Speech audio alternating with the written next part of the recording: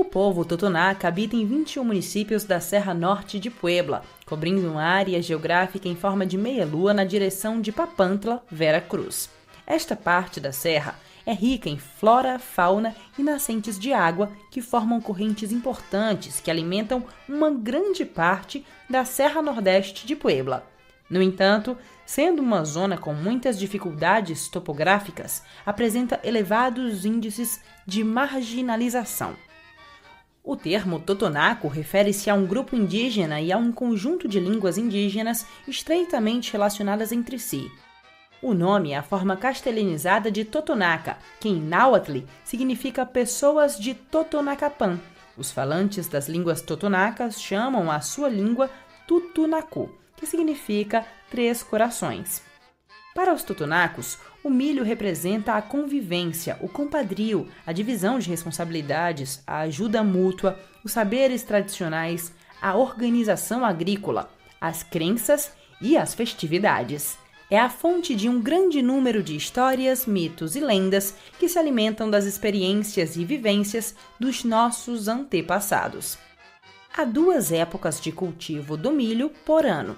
A primeira, que abrange os meses de dezembro a julho, corresponde à primeira colheita ou estação seca.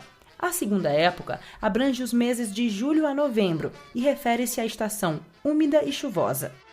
O simbolismo do milho é de tal importância para os totonacos que existe uma dança dedicada a este alimento, chamada Los Terroneiros. É um ritual ao milho e representa também a caça ao pica-pau e ao texugo, que danificam as plantações de milho. A dança recria cenas da mitologia da origem do milho e da sua relação com a humanidade, um relato que persiste até os dias de hoje. A tradição oral dos nossos povos é cultura que vive através de histórias que devemos conhecer e preservar. Hoje apresentamos o título Origem da Dança dos Terroneiros ou do Menino Cortado, uma história na língua totonaca, narrada em português.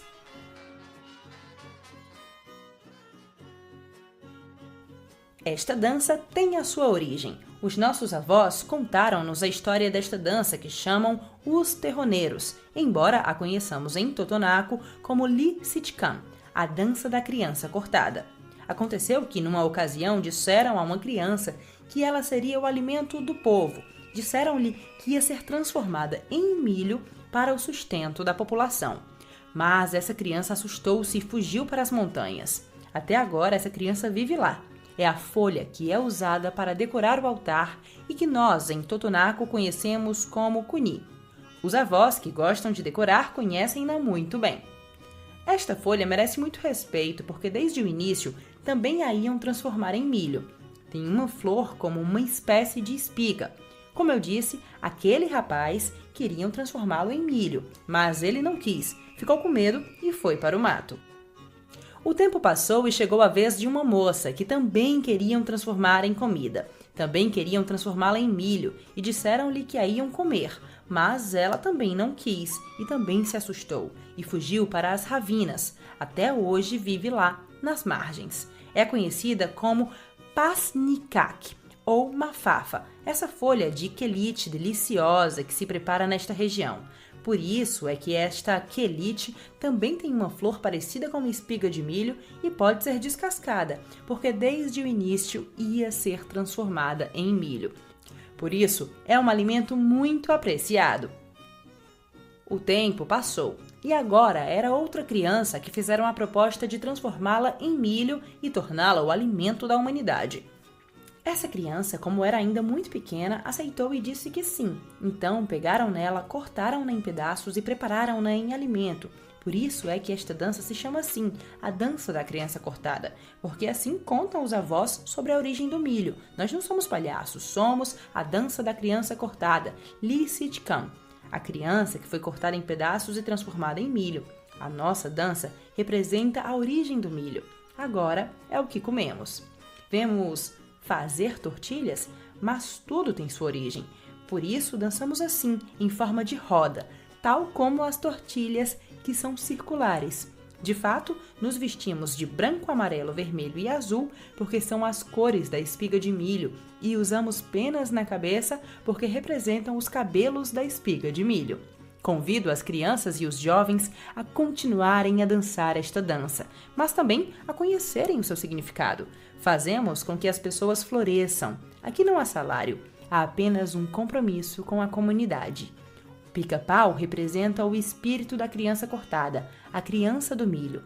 Antes, essa ave era um pombo branco, mas quando cortaram essa criança, ela vestiu-se como ela, como a criança do milho. Vestiu-se de branco, amarelo, vermelho e preto.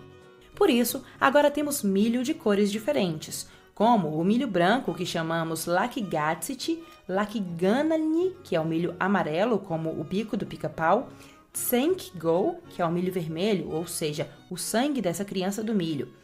Dizem que essa criança se transformou em milho, voou e foi para o céu, mas essa criança não morreu. Vive no mato, no milho, e dá-nos de comer todos os dias. É o nosso irmão que nos alimenta. O texugo na nossa dança representa o inimigo do milho. É por isso que o matamos, mas é importante porque também nos alimentamos da sua carne. O texugo também é nosso irmão. É o nosso takusta e também nos alimenta. Os nossos avós dizem que temos um takusta, ou seja, um animal que representa o nosso outro eu e que vive no mato. Nós representamos tudo isso na nossa dança e é por isso que ela merece respeito. Esta narração foi possível graças aos testemunhos de Lorenzo Cano Sánchez e Silvano Vázquez Juárez de Ixtepec, Puebla.